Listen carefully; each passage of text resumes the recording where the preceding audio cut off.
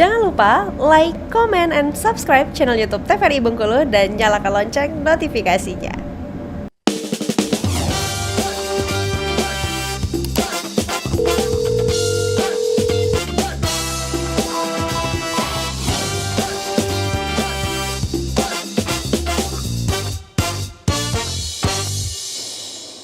Baik pemirsa, terima kasih Anda kembali menyaksikan Dokter Kito. Masih dengan tema kita hari ini membahas terkait dengan alternatif dari susu ikan nih. Kita langsung saja kembali ke Dokter Nur karena materinya masih harus dipaparkan nih dok. Lagi, baik kita mulai lagi ya. Nah, kita lanjut lagi sedikit ke sini tentang kualitas protein sehingga akhirnya nanti kan cakrawalanya ini kan susu ikan kenapa ya jadi dasar ya, karena intinya kualitas protein itu sangat ditentukan dengan yang namanya DIAS ini, Digestible Indispensable the Amino Acid Score. Jadi semakin tinggi nilainya dalam bahan makanan yang mengandung protein, maka dia serapannya bagus. Kita bisa menyerapnya itu komponen kecilnya dari protein itu asam amino. Nah, itu bisa diserap jadinya.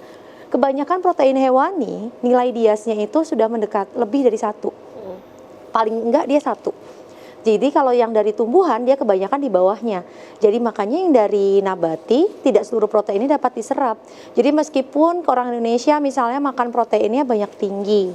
Ini saya juga mengingat penelitian saya sendiri ya soalnya di Bengkulu. Anak-anak yang artinya sudah kita masukkan artinya beberapa data mungkin 2 kali penelitian artinya sekitar 300-an. Konsumsi proteinnya itu bagus 50 gram, 60 gram. Bahkan untuk yang level remaja dan SMA.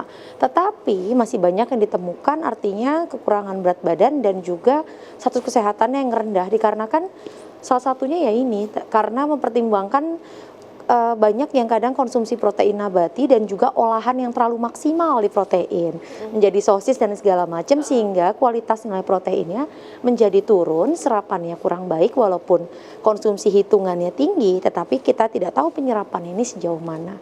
Inilah yang perlu dipertimbangkan dalam sehari-hari walaupun tema kita susu ikan untuk mempertimbangkan kalau ingin mendapatkan konsumsi protein yang baik jangan sampai terlalu pengolahan tingkat tinggi.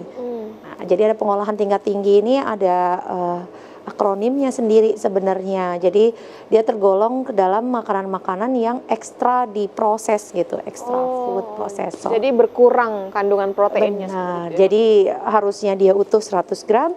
Pengolahan sederhana paling tidak 70-80 gram bisa kita ambil misalnya, tapi mungkin dengan proses yang sangat tinggi atau ultra processed food menjadi turun bahkan sampai kurang dari 50% serapan proteinnya bisa dimanfaatkan oleh kita. Dan itu banyak sekali di junk food ya dokter ya? Betul sekali, iya sangat banyak dok, sekarang. Kalau target susu ikan ini lebih menyentuh kemana sih dok? Apakah ke anak sekolah atau ke lansia atau untuk pengobatan? Maksudnya dalam evaluasi terapi misalnya seperti itu. Oke, kalau untuk yang saat ini dibicarakan artinya di aspek sosial kita saat ini adalah untuk perbaikan nilai gizi terutama pada anak-anak. Tapi dengan mempertimbangkan bahwa kalau saya sudah melihat artinya komposisinya, kemudian produknya, kemudian ingredients tampilan yang ditampilkan dari produk yang ada di Indonesia, artinya sebenarnya ini bisa digunakan untuk semua kalangan. Dan terutamakan menurut saya ada ranah yang baik adalah pada saat pemulihan atau untuk orang-orang yang konsumsi makannya kecil tetapi kita membutuhkan bantuan untuk peningkatan imunitas. Nah, itu mungkin bisa menjadi alternatif buat kita saat ini. Sudah banyak alternatif ya sekarang ya dokter? Iya. Jadi kalau enggak kita baliknya ke bubur nasi sama sup-sup aja ya Indonesia. Ini kita lihat data konsumsi makan ikan Indonesia. Di nasional angkanya itu sampai 2022 datanya dipaparkan di 2023. Artinya di publish-nya 2024 kita belum keluar berarti ya, belum berakhir soalnya 2024. Angkanya 57%. Atau sekitar 57 gram. 57 gram per masing-masing orang. Untuk data Bengkulu amat sangat disayangkan Indonesia untuk Bengkulu di bawah rata-rata nasional, kalah dengan Aceh dan juga Bali. Bahkan Jambi, tetangga-tetangga kita kalah. Ada data-data lagi sebenarnya di bawah ini gitu. Sangat disayangkan ya dokter ya. Jadi kita konsumsi makan ikannya untuk per masing-masing individu hanya segini gitu rata-rata hariannya. Artinya nilai ini kalau bisa dirata-rata cukup kecil sebenarnya, karena untuk dunia diharapkan setidaknya masuk ke nilai 60 sampai 70 gram yang dianjurkan oleh aturan WHO. Tapi dia bukan anjuran yang artinya langsung dipukul gitu ya, tapi lebih ke rekomendasi untuk asupan konsumsi ikan. Ini sebenarnya apa sih dokter yang menyebabkan mungkin masyarakat masih tabu dengan konsumsi ikan di Kalau untuk artinya untuk data Bengkulu sendiri tentang keengganan makan ikannya itu belum ada yang saya lihat, maksudnya publikasinya yang bagus ya. Tetapi artinya atau misalkan secara pola distrik belum ada. Tapi yang saya artinya lihat secara Indonesia, karena kita orang Indonesia, jadi kemungkinan tentang tabu makanan. Tabu makanan terutama menghindari konsumsi ikan pada anak-anak dikarenakan ada faktor risiko terkait dengan alergi atau bentuknya kan ini pastinya suatu kecurigaan saja gitu, yang artinya belum tentu artinya ada alergi dengan ikan ini. Kemudian yang kedua adalah olahan kita yang tidak bervariasi. Sebenarnya untuk angka 46 ini sebenarnya sangat disayangkan sebenarnya untuk Bengkulu, karena kita produk variannya cukup banyak. Hampir setiap kawinan ada itu yang bakso ikan. Kemudian artinya jajanan-jajanan di sekolah juga. Kalaupun misalnya kita gunakan artinya ikan yang cukup murah di pasaran kita, yang sudah digiling, itu sangat potensial dan banyak dibuat menjadi bakso bakar, kemudian somai. Sebenarnya sudah ada kerupuk, dokter. Ya, kerupuk betul. dari ikan tenggiri. Iya, bahkan kulitnya juga dijadikan macam-macam ya. Betul. Karena di potensi kulitnya tersebut sebenarnya yang masih banyak rahasia kelabunya, maksudnya yang orang tidak tahu, tapi sudah banyak diproses dengan cara lain saat ini. Oke, kita lanjut ke sini. Nah, kemudian kita lanjut yang ke shake tadi. Kenapa akhirnya ada susu ikan? Ya, salah satu dasarnya menurut saya adalah sebenarnya ini. Karena sepertinya sepertiga orang Indonesia sudah didata lebih senang yang konsumsi proteinnya itu tambahan di bentuk cair. Kocok-kocok, diaduk-aduk kayak gitu. Karena mungkin blek gitu ya, selesai. Untuk menambah. Karena banyak ya, kita kalau lihat terutama orang tua atau anak-anak ditambahkan lagi lauknya malah nggak dimakan dengan alasan kenyang atau dengan alasan terlalu banyak. Indonesia kan sering tuh biasanya makannya dikit, apalagi kalau orang Bengkulu nih, kan ada istilah dari artinya budaya ya, makan nasi sini ikannya cukup sejerai aja gitu ya istilahnya. Ya kan. Nah, jadi mungkin inilah yang menurut saya menjadi alternatif mengapa muncul, dikarenakan Indonesia kemungkinan untuk makanan yang cair-cair dari produk proteinnya itu meningkatnya cukup drastis. Nah, jadi protein shake ini kan sebenarnya asupan protein yang gampang dikonsumsi. Nah, produk ini biasanya konsentrasinya cukup tinggi sebagai suplemen nutrisi untuk orang-orang yang butuh protein lebih banyak. Protein shake ini kan ada macam-macam, ada yang bentuk bubuk, ada yang siap minum, ada yang bentuknya gel, ada yang bar protein. Sekarang kita sudah hampir sering mendapatkan di lapangan. Namun ini sebenarnya tetap aja protein shake ini kan sebagai pelengkap, bukan pengganti.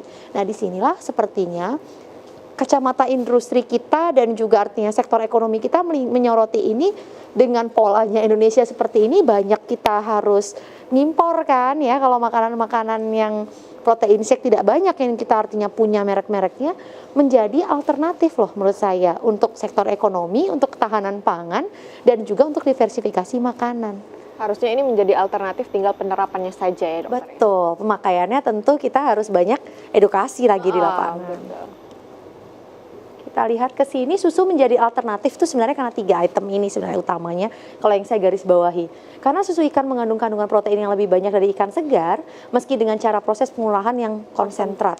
Harus dibuat jadi konsentrat dulu, ya agak ribet lah pastinya ya secara perusahaan, nggak bisa diolah di rumah sendiri nih, diulek-ulek gitu seperti bikin pempek ya nggak bisa.